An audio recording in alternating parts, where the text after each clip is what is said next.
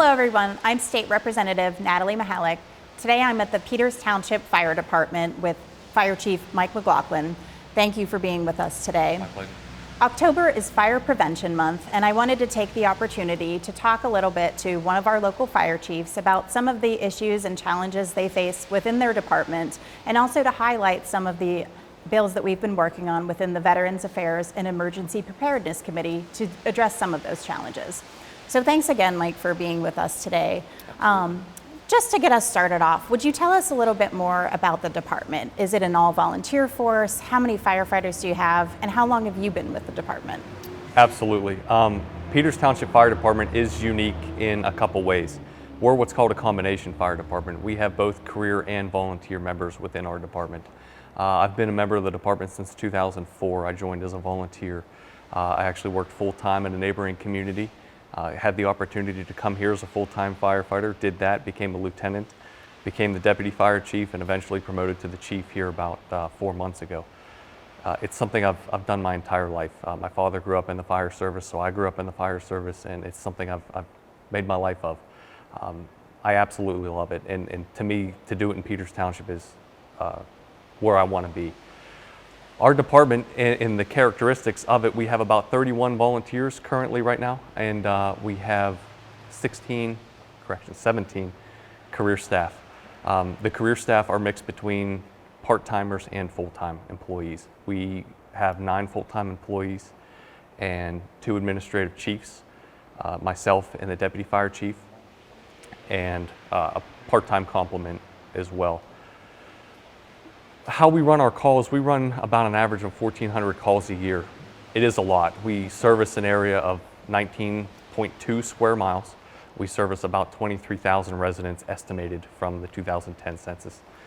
And we provide a service of a variety of calls, anything from fire, rescue, medical, EMS, hazards, specific calls, utility calls, emergencies, wires down, gas odors, things like that. Basically, when you call 911 and somebody's not in trouble with the law, or somebody doesn't have a medical emergency and they don't know who the call goes to, it goes to the fire department. So we find ourselves being very busy every day.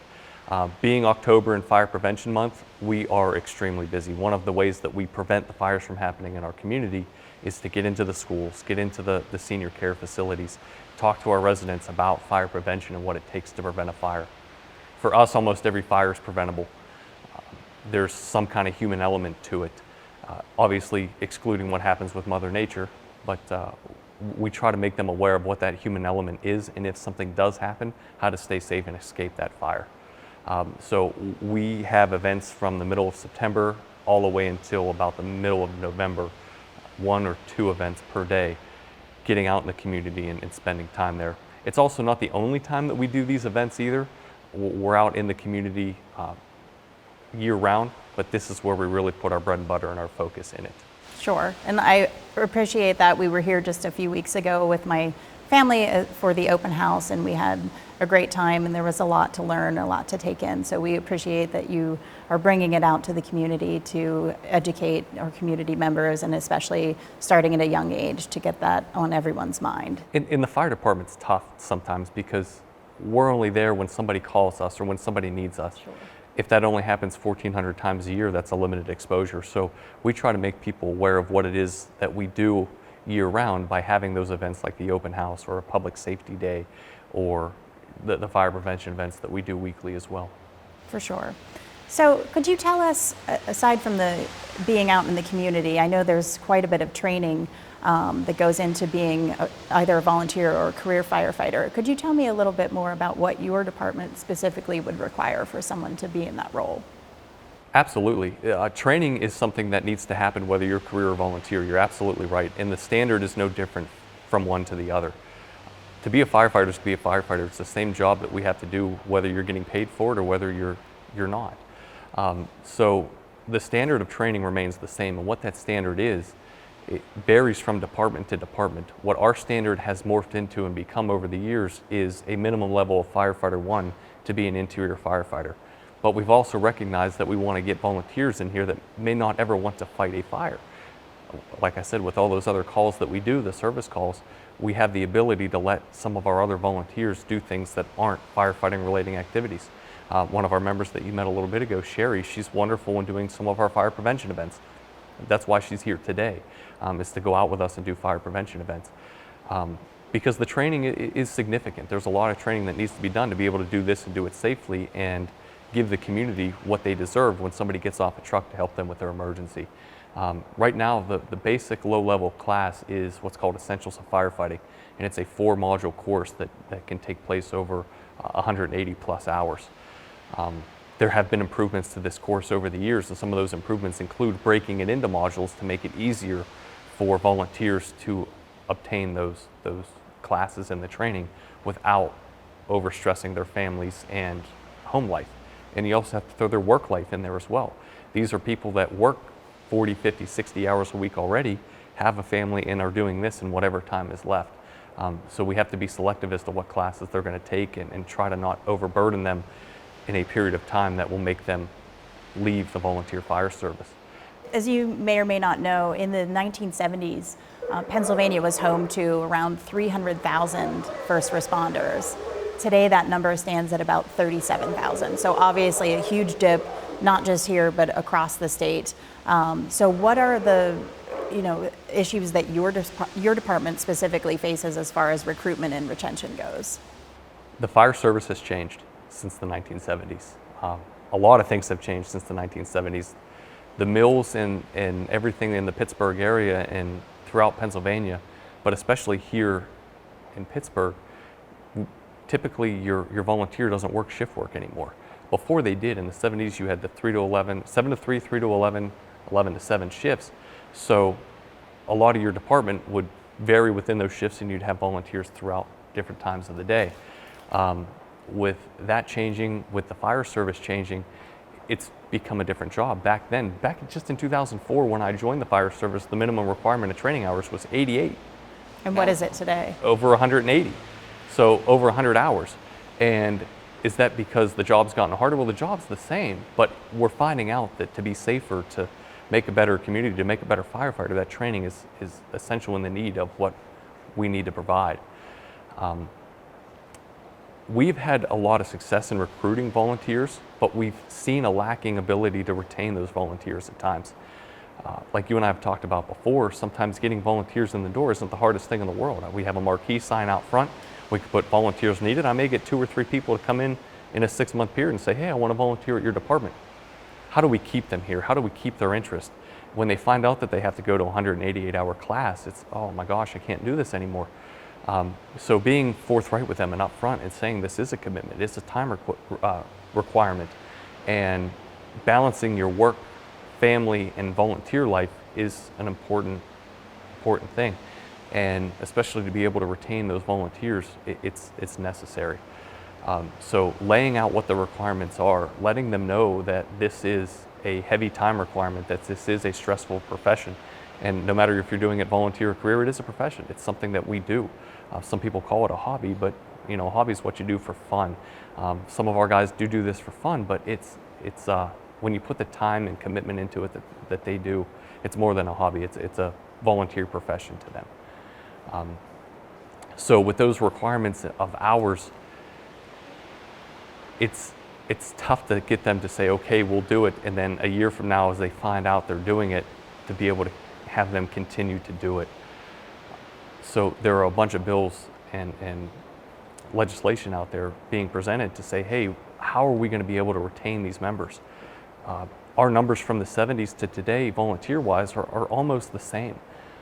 We actually had to recently bump up what our minimum number or maximum number of volunteer firefighters was going to be within the company, because some companies used to do that way back in the day, because you can only manage so many people. So our bylaws in the 80s used to say that we could only have 40 volunteer firefighters.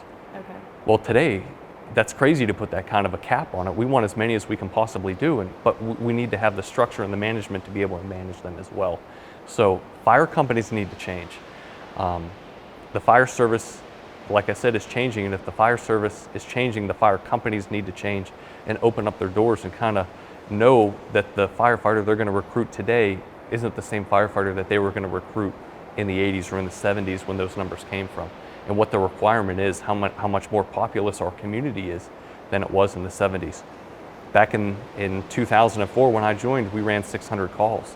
Today we sit here, we run 1,400 calls a year. So just in 16 years, the number of calls has increased significantly from what it has when I joined. So what that accounts to is the more need for volunteers, the more need for those volunteers to be active, and it becomes difficult. So we've done things within that to allow volunteers to be able to schedule their time. Sure. Come in here and do a volunteer duty shift. When you met Sherry earlier, that's exactly what she's doing today. She took 4 hours out of her day that she says, I'm going to come to the fire station, I'm going to do fire prevention with the crews, and I'm going to go out and do whatever it is that they do to help out. And scheduling their time has been, we found amazing success in that. The caveat to that is, okay, outside of that scheduled time, what happens when we get a fire? We're also promoting programs within our department to be able to say, hey, when we get a call of significance, you can get reimbursed for your costs for those calls as well. Okay. And I think the House of Representatives is sensitive to the issues that the departments across the state are facing. It's obvious, yes. Especially in terms of training and retention. And we do have, a number of bills, as you mentioned, that are making their way through Veterans Affairs and Emergency Preparedness. And hopefully the bulk of those are going to be coming to the House floor for a full vote this fall. Do you have any comments specifically on any number of those bills that would be helpful to your department? First and foremost, thank you. A sincere thank you. I've seen more stuff, more bills, more legislation introduced in the last year and a half than I think we ever have that are fire service related.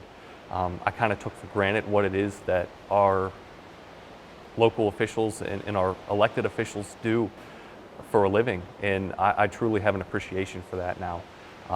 So truly from the bottom of my heart to you, thank you, and to all the members that are doing this for us. Sometimes we're the forgotten about entity until we get in your face or we have an emergency at your house. It's one of those things that, hey, they're surviving, they're doing okay, because we're humble people typically. We don't pound our fists and say we need this, and especially here. We pride ourselves on our ability to do a good job, know we did a good job, and not brag about it. So when these things are introduced, it's flattering to us. It really, really is. And I think they can make a difference, especially with some of the ones that are being offered today. They can make a difference in what it would take to recruit and retain a volunteer. We talked earlier about some of the tuition reimbursement and the college assistance programs. Some local level municipalities do that already, and they've seen success with it.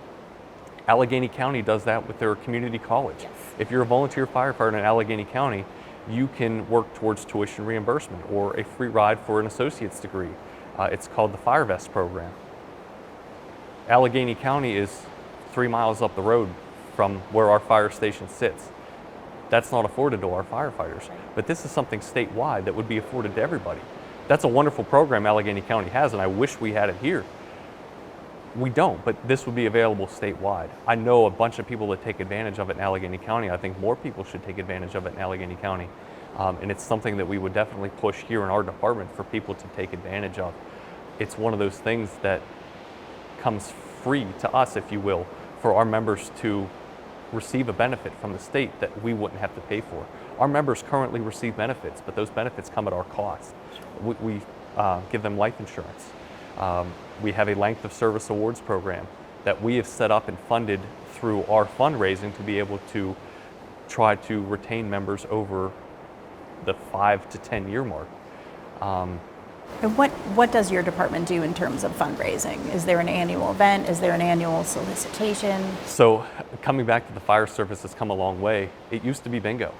We used to do a bingo every Monday night, and we found that every time we were doing a bingo here and we were here for 3 hours running the bingo, we had 10, 15 members here, and they wouldn't be coming to training on the subsequent days we'd have training because they came to a bingo. So we stopped doing the bingo in, I think, the 90s, the early 90s. Okay. We switched from that to a mailing solicitation where we mail out to all of our residents every year a simple, this is who we are, this is what we do. We're not fully tax funded. Your donations are required to help fund equipment purchases, volunteer reimbursement costs, training, and equipment. And we do see success with that. We see success in the dollar amount that we get, but not in the percentage of who donates. Overall, last year, 17% of our households donated. So not a lot. Other communities have a fire tax. A lot of our surrounding municipalities have a fire tax. We're a tax specifically dedicated to going to funding the fire service. Off the top of my head, North Strabane, Canonsburg, Bethel Park area, Bethel Park in your district has a fire tax. We've been able to avoid that by having a successful fund drive, and with the township funding a portion of our efforts through the general fund taxes. Hopefully that sticks around forever, because the day that we say, okay, there needs to be a fire tax, what's the perception on our fire department at that point in time? So we're always trying to alleviate that. Through these programs, though, there's state funding now becoming available for us to take advantage of that. We don't have to continue to tax on a local level to be able to do that, all of which is a great success for us. Sure, and even a few of the bills that we were talking about in the package, they address some specific grants for fire departments, some low interest loans, and expanding some of the grant programs into if you need to make a bigger purchase, instead of it being a one-time upfront cost, that you can actually spread that money out over a 5-year period. That I think would be helpful to departments like yours. But I thank you so much for what you do and for the cooperation that you've shown to me in my office, because it's important for me to know what your needs are, what could be helpful to you right here, in my home community, and I'm able to take that back to the house with me and actually make some real change. So I appreciate the cooperation that you've shown to me, and I appreciate you sitting down with me today. Thank you. It doesn't go unnoticed. Like I said, thanks to you, and from the bottom of my heart to all the House of Representatives that are thinking of us to make this happen. It is making a difference. We're seeing that one piece of legislation at a time, and thank you to you for taking a liking into our department and to the fire service in general in your area. Thank you. Thank you. I'm State Representative Natalie Mihalek here today at the Peters Township Fire Station, and I just want to extend my gratitude to the Peters Township Fire Department for being so cooperative today. And on behalf of the House of Representatives, we extend our gratitude to all the fire departments across the Commonwealth for the sacrifices that they're making every day for our families to keep us safe. Thank you.